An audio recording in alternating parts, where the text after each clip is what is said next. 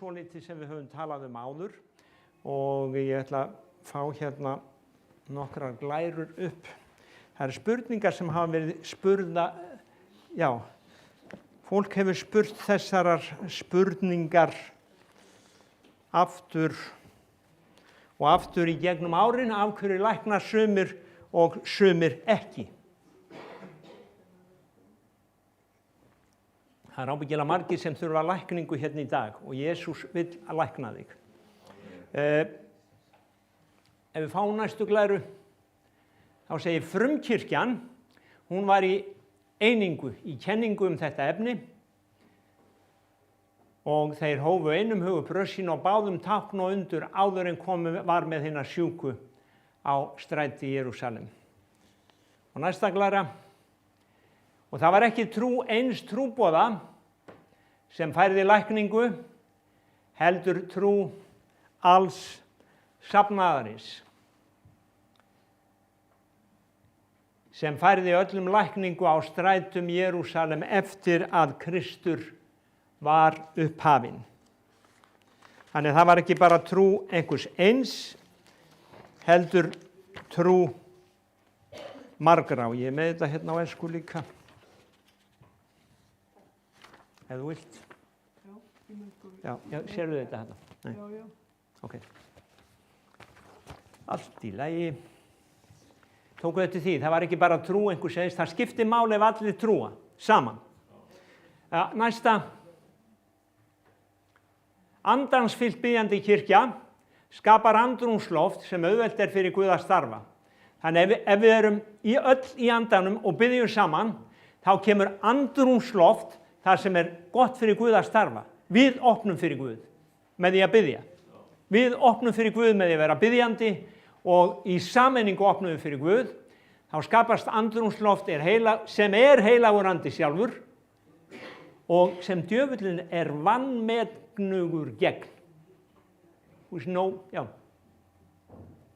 Þannig að andrúmsloftið í kirkjunni, það hindrar djöfullinn.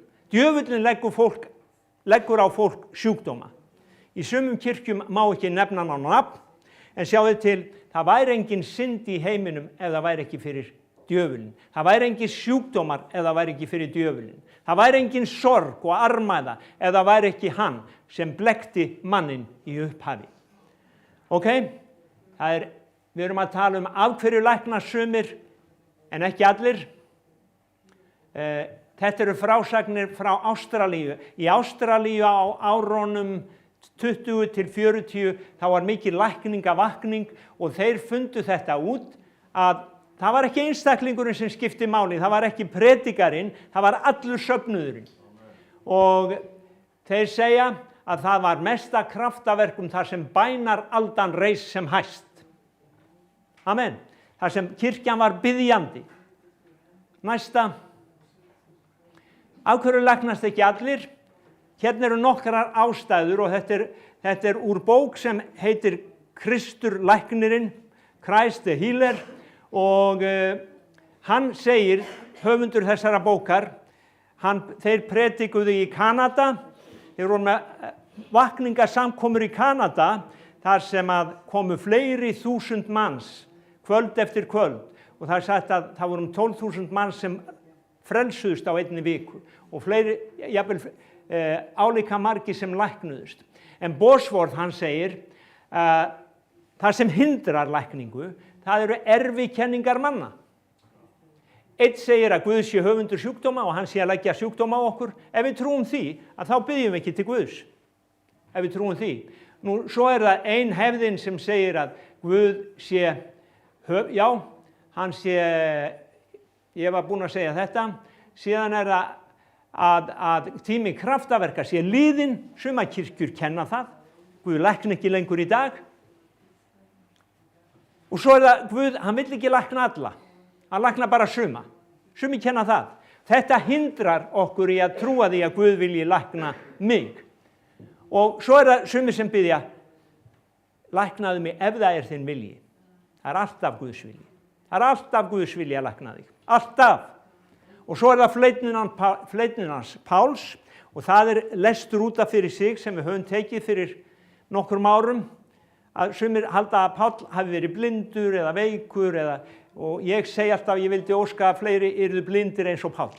Vegna þess að það gerðust ekki meiri kraftaverk fyrir hendur hans held ég en nokkurs annars manns.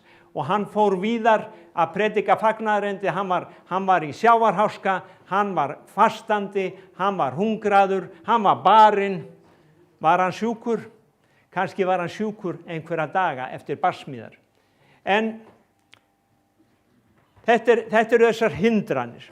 Ok, er þetta ekki, er ein í viðbót? Jú, það var ein þarna í viðbót, vantar fræðslu. Hindranir í að fá lækningu, sumir trúa allar lækningar séu kraftaverk. Ok, ef við myndum leggja hendur yfir einhvern hérna í dag og hann læknast ekki bara samstundis, þá segir hann, heyrðu, það er ekkert að marka þetta. Sjáðu af því að stundum gerir Guð kraftaverk og hann lækna bara 1, 2 og 3, en stundum þá byrjar lækning í líkama þínum og þú verður betri dag eftir dag eftir dag. Þannig að ef við ruglum þessu saman og höfnum því að lækningin hafi byrjað, þá gerist lítið. Það er hindrun. Svo er það að sumir læknast ekki af því að þeir skilja ekki að þið ritaða fyrirheit Guðs er fyrirheit til þeirra persónulega. Þegar þú lest hann bar mein voru og bar sjúkdóma voru, þá er það til þín persónulega. Hann bar þína sjúkdóma, hann bar þín mein og ykkar beggja hérna. Við þurfum á honum að halda. Og svo er það að ein önnur hindrun skilji ekki að fyrir trúin lítur á orð Guðs sem rödd Guðs. Þegar þú sérð eitthvað í orðinu, þá er það orð Guðs til þín. Það er rödd Guðs til þín. Amen. Þetta eru hindranir fyrir lækningu. Og þetta hefur svo mikið verið ruglað í fólki í gegnum tíðina. Svo er það að sumir byggja trú sína á bata eftir fyrirbæn. Ok, ég er betri í dag. Og þá er þetta að virka.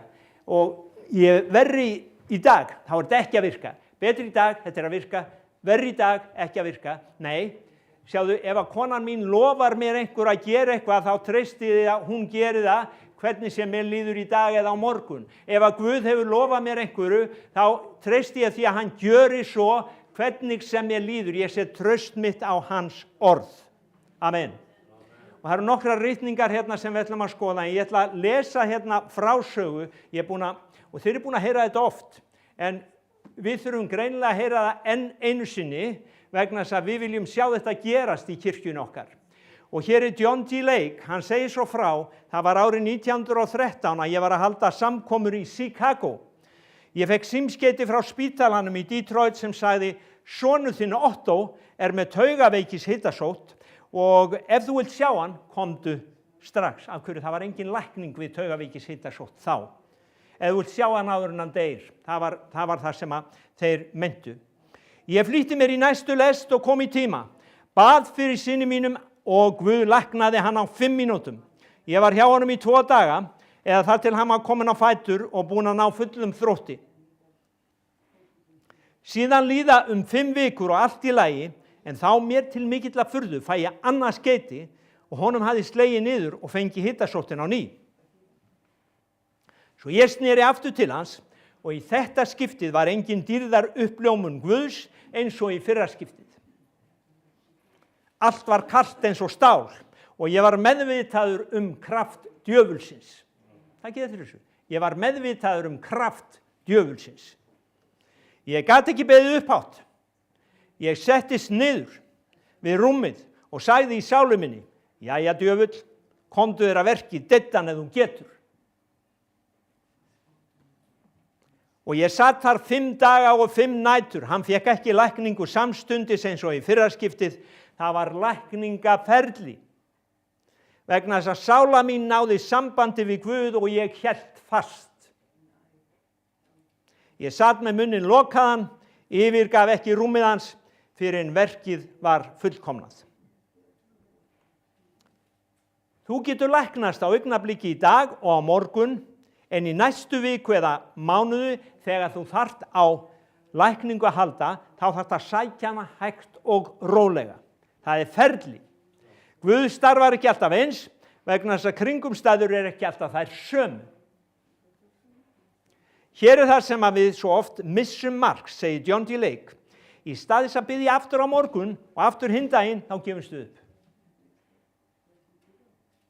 Og þó við biðjum aftur, þá erum við ekki að afneita því að verkið sé fullkomnað. Það er heilagur andi í okkur sem er að meðtaka verkið, dag eftir dag eftir dag. Og John G. Lake, þeir voru með lækningabúðir. Þar gat fólk komið inn og það gat verið þar í 30 daga meðan það var að læknast. Og þeir trúðu því að Guð læknaði, þess vegna opnuðu þeir bara eins og heilagsandar spítala og fólk fekk að koma þar inn, það var beðið fyrir þeim á hverjum degi, það fekk kennslu í orði Guðs á hverjum degi, þangað til það var orðið heilbrigt. Þannig að hann segir, hér missum við svo oft marks, í stað þess að biðja aftur á morgun og aftur hinn daginn, þá gefumst við upp, því að lækningin kemur ekki strax. En við ættum að halda áfram, það til sá sem við biðjum fyrir er heil eða heill, segir hann.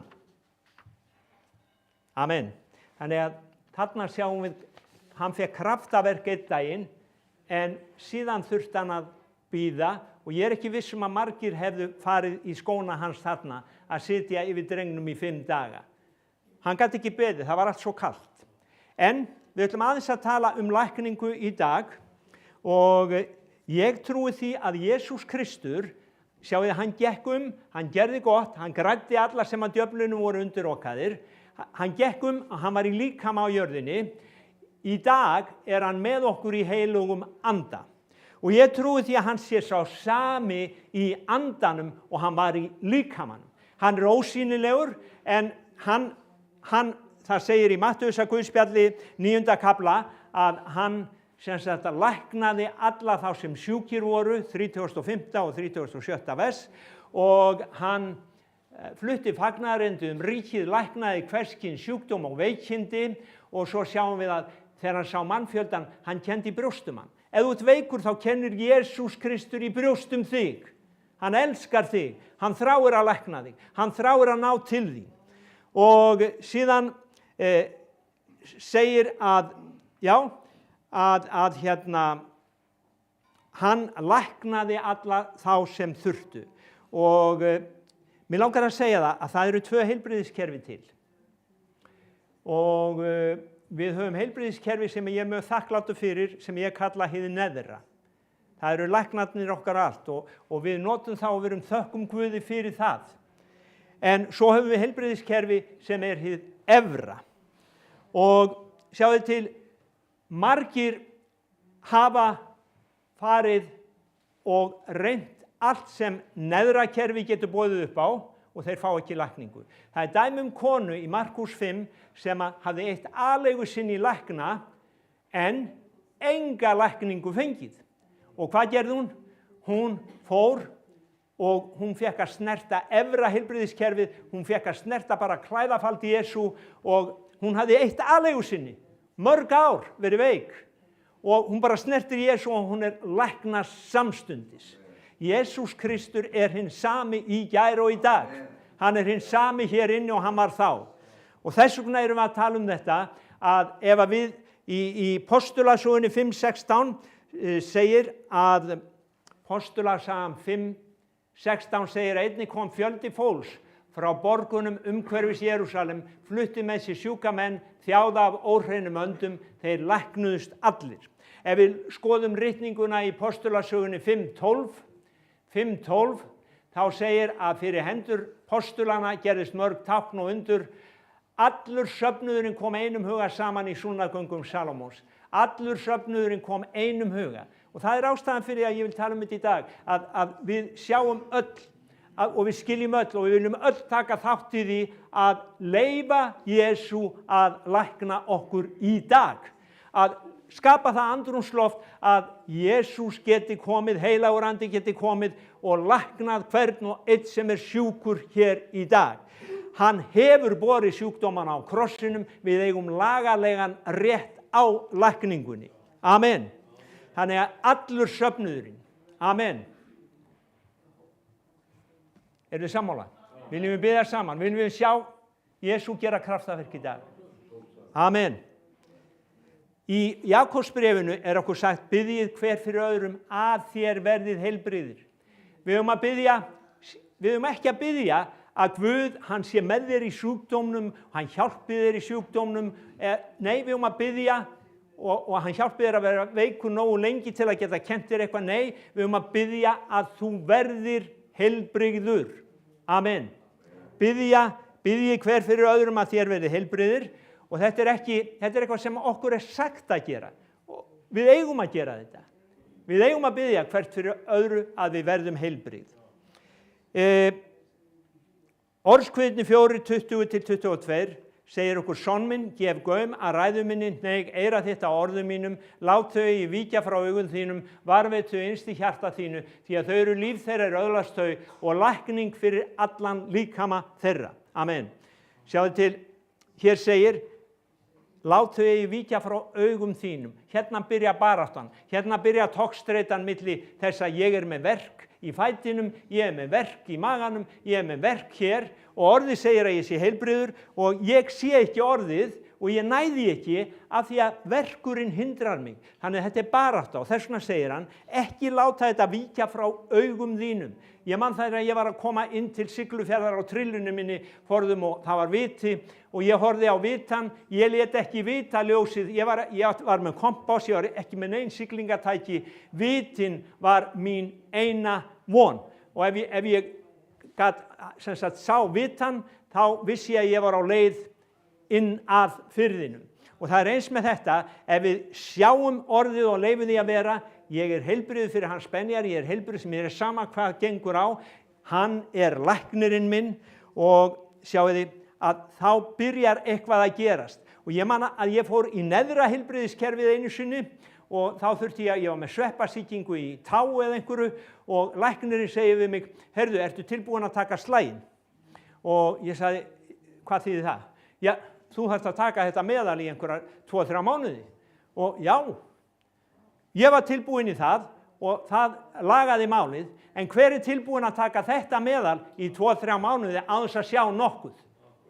Ég bara bera það saman. Þú trúir lækninum ef hann segir það, en hvað með að trúa yfir lækninum ef hann segir það? Viltu taka þetta meðal í 2-3 mánuði og leyfa mér að vinna í þér? Ég man að það var kona sem hún heyrði svona boðskap og hún bara gekk út af það. Hún hafði orðið fyrir framan sig í 4 ár. 4 ár, takið eftir. Hún var blind. Hún var blind. Eftir 4 ár kom sjónin. 4 ár kom sjónin. Og það svo merkilegt að já, sko, Guð Guð. Og við lesum oft, sko, Pétur í Postulasögunni 3:4, að þá hittir hann lamaðan mann sem var lamaður frá fæðingu og hann rífur í hann og segir bara: það sem ég hef, það gef ég þér, og búm, statt í fæturnar og ertu eins og maður. Og það eins gott að vita, hann sagði: það sem ég hef, gef ég þér. Þú getur ekki kóperað þetta nema þú hafir það. Og Pétur vissi það vegna þess að seinna meir að þá var hann beðinn að koma í hús og þar var kona sem var dáin. Hann reif ekki líki og sagði það sem ég hef, það gef ég þér. Nei, hann kraup á kné og hann sagði, hann andvarpaði og hann bað til drottins. Þegar hann var búinn að því, þá reis hann upp og sagði, Taþíba, rís þú upp. Sjáðu, það alltaf Guð sem læknar, það alltaf heilagur andi og við þurfum að vita hvað okkur gefið af heilagum anda. Hann lykillinn. Hann lykillinn og þess vegna þegar við komum saman sem söfnuður að þá bara hrópum við á heilagan anda og segjum vertu velkomin, þú mátt gera það sem þú vilt gera á meðal okkar í dag. Þannig að Pétur, hann vissi hvað hann hafði í eitt skiptið, í annað skiptið fann hann fyrir veikleika sínum, þannig að það allt í lagi að við finnum fyrir veikleika okkar. Og stundum erum við í trú, en stundum þurfum við að bíða eftir trúnni. En það eitt svona mikill misskilningur í sambandi við lækningu og það þetta fyrir kirkjuna að við séum að við förum á hnén og við grátum og biðjum og við erum að reyna að ná upp í himinin, við erum að reyna að ná línunni alla leið þarna upp. En Biblían segir í Rómverjabréfinu 7. kafla 10. kafla og 7. til 10. vers að Guð, við þurfum ekki að ná í Guð upp í himinin, hann hérna. Við þurfum ekki að ná í hann niður í undirdjúpin, hann hérna. Það segir nálægt þér orðið í munni þínum, í hjarta þínu, að Guð, hann hérna. Hann í munni þínum, hann í hjarta þínu, þannig að við þurfum ekki að ná í hann eitt, hann hjá okkur, höfum við tekið á mót honum. Í Filippíbréfinu 2:13 segir, það Guð sem verkar í yður, það Guð sem verkar í þér. Ef þið langar til að leggja hendur yfir einhvern sem sjúkur, þú ert kannski út á götu og ég hef gert það út á götu og maður feiminn en maður finnur það eitthvað sem svona bankar og ég vil hlýða Guði og þá bara geri ég það. Í veikleika, segi kannski má ég biðja fyrir þér. Ég ekki að reyna að vera eins og Pétur, heyrðu, það sem ég hef, ef ég hef það ekki. Ég bara segi má ég biðja fyrir þér og legg hendur yfir viðkomandi og treysti Guði fyrir restinni. Það segir, það Guð sem verkar í yður, í Efesusbréfinu 3:20 segir að hann gerir langt umfram það sem við biðjum og skynjum eftir þeim krafti sem í himninum, nei, sem í okkur verkar, eftir þeim krafti sem í okkur verkar. Amen. Krafturinn í okkur, innra með okkur sem trúum á hann. Jeremía 5:14. Jeremía 5:14 og það seinni hlutin af versinu. Af því að þeir hafa talað geri ég orð mín að eldi í munni þér. Sjáðu, hér Guð, og ég hef oft talað þetta áður, hér Guð, hann að segja, ég tek mitt orð og ég setja það í munnin á þér og það verður eldur sem eyðir krabbameini í fólki. Það verður eldur sem tekur niður krabbameins axli sem brennir þau upp, til dæmis, af því að krabbamein óvinur.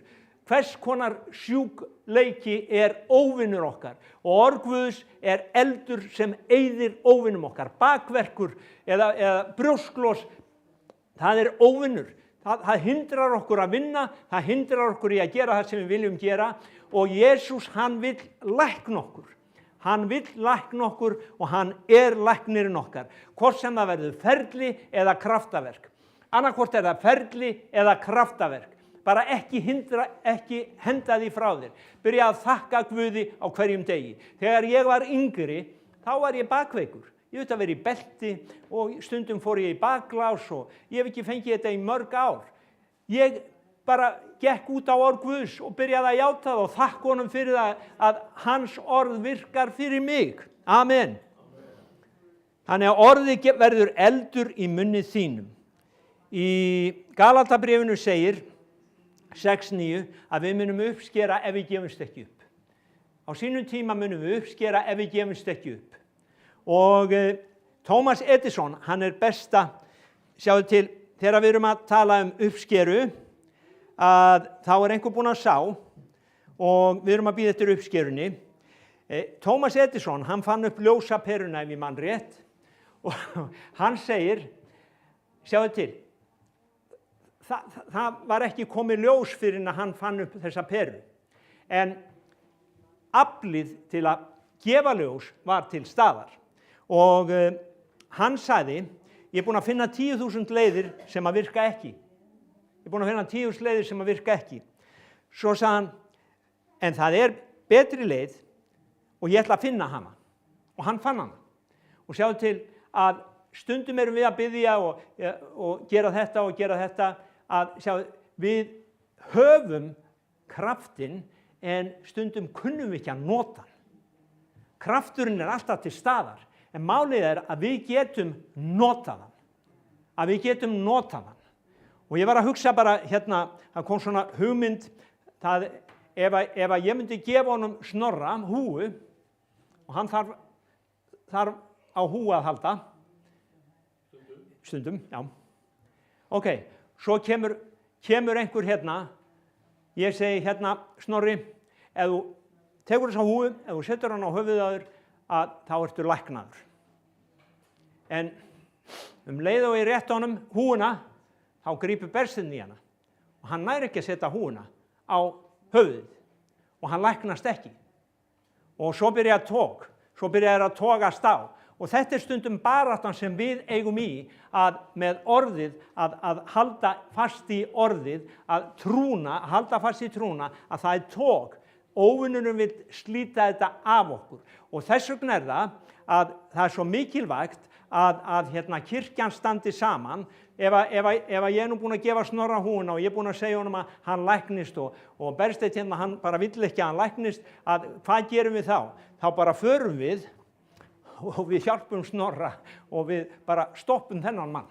Og þá bara bindum við hann sterka og þá fær hann húfuna og hann fær lækninguna og þess vegna er svo mikilvægt að söfnuðurinn standi saman. Við bara komum öll og ráðumst á óvinnin, áopnum hann og þessi sem við erum að biðja fyrir, hann fær lækninguna. Ég var að hugsa að búa til leikrit með þetta, en ég bara segi ykkur þetta svona. Þannig að það gengur. Í Markúsar Guðspjalli, 16. kafla 17. vers er okkur sagt að þessi tákn munu fylgja þeim sem trúa. Þau munu fylgja þeim sem trúa. Þau fylgja þeim sem trúa, bara táknin fylgja, sjáðu til, þessi sem trúa, þeir eru ekki endilega að biðja til Guðs, það bara segir að Jesús var í verki með þeim. Hann var í verki með þeim. Ef þú trúir, þá er hann í verki með þér. Þannig að þegar við leggjum hendur yfir fólk hér í dag eða smyrjum með olíu, að þá er Jesús í verki með okkur. Ef þú vilt fá fyrirbæn, þá biðjum við fyrir þér og Jesús, hann er í verki með okkur. Og Hebreabréfið 4:12, síðasta ritningin, og svo ætla ég að lesa hérna eina sögu eða lokum. Hebreabréfið 4:12, orð Guðs er lifandi, það er kröftugt, það er bettara hverju tveggju sverði. Sjáðu, orð Guðs er lifandi. Það er eitthvað sem er lifandi. Þú vilt ekki fá eitthvað sem er lifandi stundum. Það eru stundum úr dýraríkinu svona lifandi veru. Þú vilt ekki endilega fá það inn undir fötin hjá þér eða hvað það er. En orð Guðs er lifandi. Það smýgur inn í innstu fylgsni, andar, sálar, liðamóta og mergjar. Ef þú tekur við í andaðinn, það fer niður í sálina núna, þá byrjar það að fara út í líkamann líka. Og það er lifandi. Það byrjar að gera lifandi taugakerfið, það byrjar að gera lifandi það sem er bilað. Það byrjar að gera eitthvað núna. Við segjum bara takk Jesús núna. Takk Jesús fyrir að þú ert að gera það núna. Amen. Að lokum er hér frásögn. Þetta er líka úr bókinni. Það eru margir vitnisburðir í þessari bók. Kristur læknirinn. Og ég ætla að lesa þessa sögu vegna þess að hún er mögnuð. Í október 1921, hún heitir Fröken Nix, 1921, það eru 100 ár síðan, 106 ár, 5 ár. Læknaðist ég fyrir kraft Guðs af krabbameini, sykursýki, stækkuðu hjarta, snúin mæna, næstum lömuð frá mjöðmum og niður, var taugarhrúga og næstum blind. Ég læknaði, segir hún.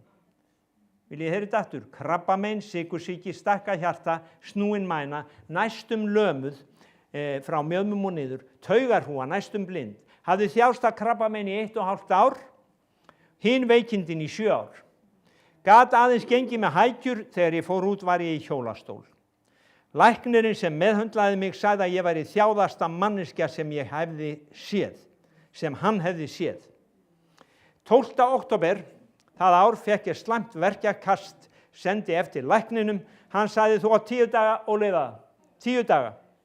15. október kemur maður í heimsókn sem bar út blöðin, bað að fá að sjá mig. Honum var hleypt inn, reikna með því að ég myndi ekki þekkja hann. Ég þekkti hann samt sem áður en var ekki fær að tala. Hann sagði, frú Killig sem læknaðist af hræðilegu krabbameini að koma hingað. Myndur vilja hitta hana? Ég kinkaði kolli til samþykkis. Hún kom síðan og sagði að Guð vildi lækna mig. Hún las úr Biblíunni og bað með mér, en ég man ekkert hvað hún las. Hún fór, sagðist koma aftur þetta kvöld. Ég lá í rúminu og hugsaði, þegar vinkona mín sem sá mig hjúkraði kom inn, sagði ég, ef Guð hefur læknað þessa konu, þá mun hann lækna mig. Sjáðu, þarna var eitthvað sem gerðist. Ég spurði Drottinn hvað hann vildi að ég gerði og ég heyrði hann segja, farði í sokka og skó. Vinkona mín sagði, elskan, þú getur ekki farið á fætur, en hún kom samt með skó og sokka. Hún lyfti öðrum fætinum til að klæða mig í og ég fann ekkert. En á því augnabliki sem sokkurinn snerti fót minn, fann ég kraft Guðs snerta líkama minn. Það byrjaði í fótunum, þar sem ég var að hlýða boðinu, svo fór svo um allan líkamann. Ég stóð á fætur, sem ég hafði ekki gert í 4 ár, bað fötin og hún segir við mig, hvað ætlar að gera? Ég ætla að hjálpa þér með kvöldmatinn. Og hvað ætlar þú að borða? Ég ætla að borða það sama og þú, svaraði ég. Undanfarið hafði ég bara getað næst á eggjum og djús. Þetta kvöld borðaði ég það sama og hún. Ég fór í rúmi klukkan 9, svaf til 6 næsta morgun, fór á fætur, snætti morgunverð, vaskaði upp, spurði Guð hvað hann vildi að ég gerði næst. Bónaðu gólfið, heyrði ég hann segja. Freistarinn sagði, þú getur það ekki. Þú hefur ekki kropið á kné í mörg ár. Ég bónaði gólfið horn í horn og þegar frú Killig kom síðdegis sá hún fullklárað verkið. Hún sagði, ég ætla að gefa vitnisburðin minn á hjálpræðishætnum, viltu gefa þinn? Hún bauðst til að senda bíl eftir mér, en ég neitaði og gekk alla leið. Þegar þangað var komið, þá kom kraftur Guðs yfir mig svo ég mátti ekki mæla stund. Frá þeirri stundu hefur Guð gefið mig styrk og styrkt skrefum mínum. Síðasta sumar sá ég sumarbúðir Anglikan kirkjunar vann oft frá 6 á morgnana til 2-3 næstu nótt. Ég verið stálhraust alla tíð síðan fyrir utan lúnabólgu sem Guð læknaði mig af án þess að þurfa meðurleiða lækni. Vitnisburður minn hefur verið blessun fyrir marga og nokkrar af stúlkonum sem kom í sumarbúðirnar sem ég stýrði frelsuðust fyrir þann vitnisburð. Ertu hissa á að ég elski Guð? Ertu hissa? Nei, ég ekki hissa. Hann hefur blessað mig andlega, líkamlega og ég hamingjusamasta kona í heimi. Enn betra að hann hefur notað mig á kröftulegan hátt við að segja öðrum frá og hvað hann hefur gert fyrir mig og margir hafa læknast á stórkostlegan hátt, segir hún.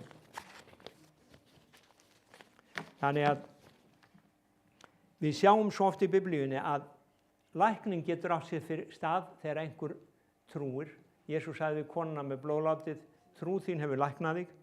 Lækning getur átt sér stað fyrir fyrirbæn eða bara þegar söfnuðurinn kemur svona saman. Þá geta byrjað lækningar í söfnuðinu. Þannig að Guð og heilagur andi hér nú. Og hann vil snerta við þér. Hann vil lækna. Og ég man að ég baði einu sinni fyrir manni út á Filippseyjum. Og hann var með verk fyrir brjóstinu og ég hef sagt ykkur ofta áður. Þetta bara fast í mínu minni.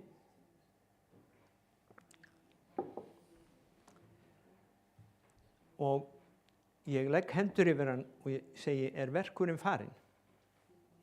Hann segir nei. Og þá segi við hann, hefur þú tekið á móti Jesú sem frelsara þínum? Hann segir nei. Ég segi, viltu gera það? Hann segir já. Og við báðum saman og hann gaf Jesú Kristi líf sitt. Og svo ætlaði ég að fara að biðja fyrir honum að verkurinn farinn. Þá segir, heyrðu, verkurinn farinn, sagði hann. Þannig að stundum bara við að gefast Jesú, þá kemur lækningin. Amen. Þannig að við skulum biðja saman sem bara kirkja og söfnuður hér í dag og þeir sem vilja lækningu, það olía hérna, við viljum smyrja ykkur með olíu, ef þið viljið koma hérna fram, þá viljum við smyrja ykkur með olíu og Biblían segir að trúarbænin mun gjöra hinn sjúka heila. Biblían segir bara að trúarbænin mun gjöra hinn sjúkra heilan, æxli munu brenna upp, brjósklos læknast, það sama hvað hann drottinn, við setjum okkar traust á hann. Sko þú getur, vantrú stundum bara að vita á mikið. Ef þú væri í Afríku og vissir ekkert að það væri til spítali eða neitt og kemur einhver og segir, heyrðu, Guð læknar þig, þá segir já, amen. Og það sem gerist oft í þessum vanþróuðu löndum, þeir vita ekki hitt að læknarnir segja að það sé engin lækning við þessu.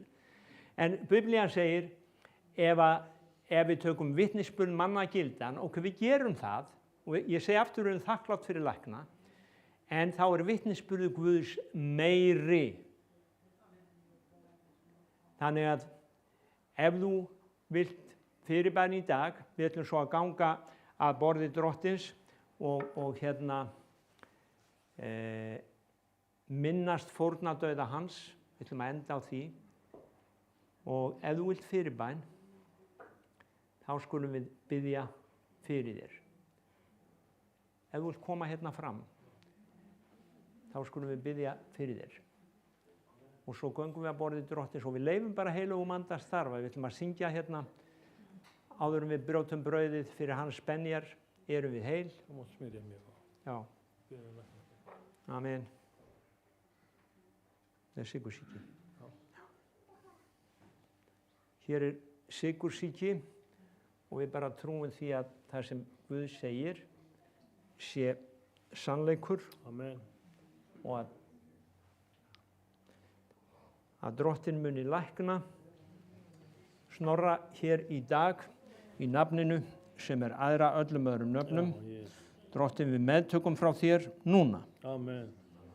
Ég þakka þér fyrir að drottinn minn og Guð minn að eldurinn í orðinu Faðir Guð brennir upp sykursýkina í Jesú heilaga blessaða góða nafni. Við setjum allt okkar traust á þig og við þökkum þér fyrir það að lækningakrafturinn þinn hér. Amen. Og lækningin byrjuð, ef hún ekki búin þá hún byrjuð í Jesú nafni. Takk Jesús. Amen. Amen. Amen. Amen. Takk Jesús.